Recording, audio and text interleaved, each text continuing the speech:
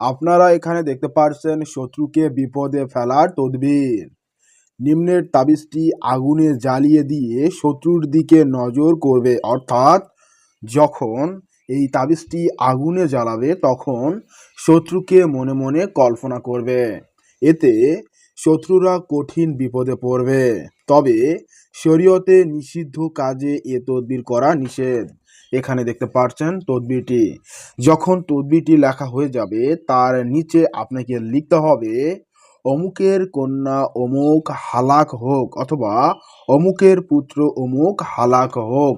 এটা শনিবার অথবা মঙ্গলবার রাত 9টার পর লেখা উচিত।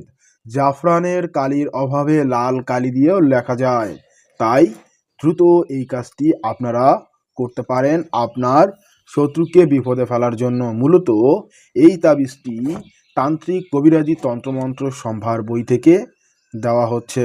যারা এই বইটি নিতে চান তারাও যোগাযোগ করতে পারেন। ধন্যবাদ।